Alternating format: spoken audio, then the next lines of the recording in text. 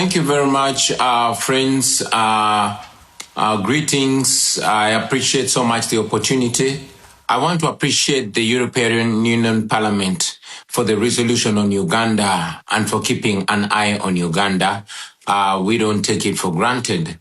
Every time we see development partners keeping an eye on what is happening here in Uganda.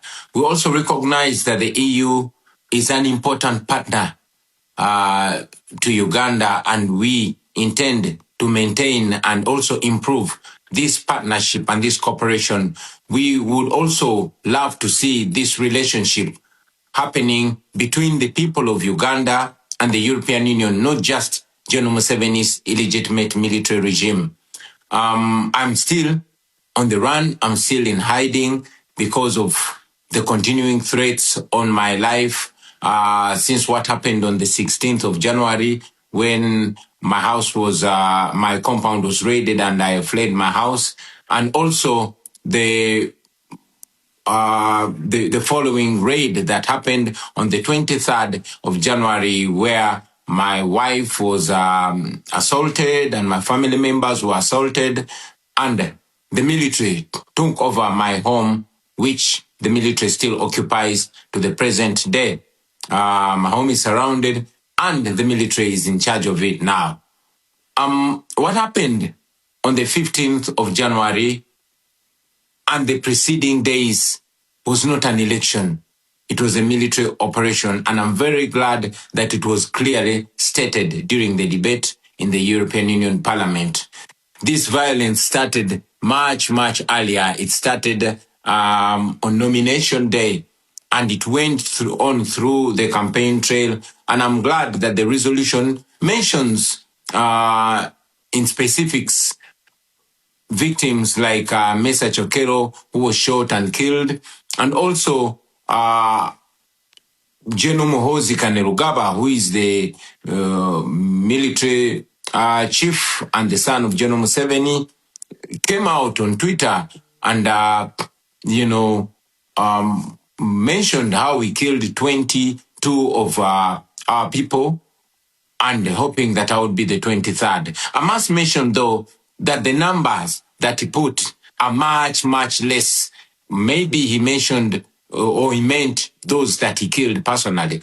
Otherwise, the numbers that we have of the victims, of the people that have been killed, are much more than 22. Many civil society organizations were closed down, especially those that are in the area of governance. It was mentioned, and I want to reiterate it again, that the internet was shut down 3 days before the election. Media houses were ordered not to relay the results that were happening and all that was going on ground on the polling stations, to ensure that there's a clear disconnect between what was happening in the polling stations and what was being relayed by the Electoral Commission. I'm very glad that Dr. Sarah Birete is with us today.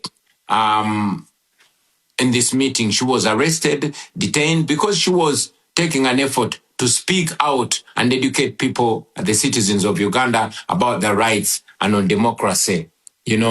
I mentioned it that 2 of my deputy presidents were abducted on the eve of the election, and they remained missing for 3 weeks. We later learned that they were being detained in a military barracks, in a special forces military barracks, which is run by General Museveni's son, Muhoozi Kainerugaba. Most of our coordinators were arrested, were picked and detained. Some are still in detention, while some were dropped off. These also included officials from our election management committee. So what Mr. Byabakama, the chairperson of the Electoral Commission, relayed was actually completely different from what happened on the grounds. The law requires that there must be coordination in the tallying of the results. That did not happen. The candidates were not given copies of declaration of result forms, and the Electoral Commission simply declared numbers that it did not justify where they were coming from. As we speak, we are still demanding that the Electoral Commission uploads the declaration forms so that the nation can be able to follow in transparency, so we can be able to compare the evidence that we have, the declaration of result forms that we have, to what was paraded by the Electoral Commission. But up to now, they have not uploaded the results on the internet like it's supposed to be. Somebody may ask, why then didn't we go to court? But we've mentioned it again that institutions in Uganda have all been destroyed, and including the judiciary. The manner of appointment of the Chief Justice recently is evidence to that. The Chief Justice was sworn in General Museveni's farm. So that and many other reasons cause us not to have trust in the judiciary in Uganda, and many times the regime, General Museveni or his son, have actually been guiding publicly and sometimes privately, determining how the judiciary does its work. So we found no redress whatsoever in the Ugandan judiciary, and that's why we did not go to court. We have presented some asks which I want to reiterate here.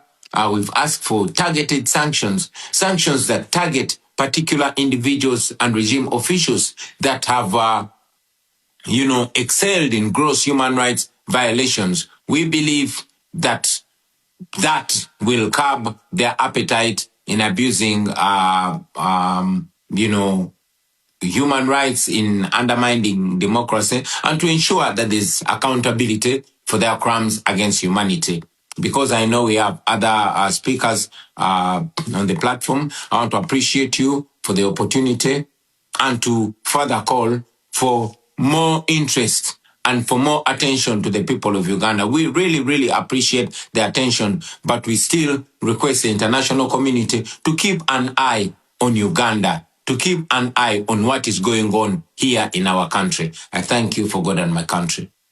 Thank you very much. I can promise we will do that. I make sure as a chair of the delegation EU Africa that we will keep an eye on Uganda and we will follow up the situation very closely.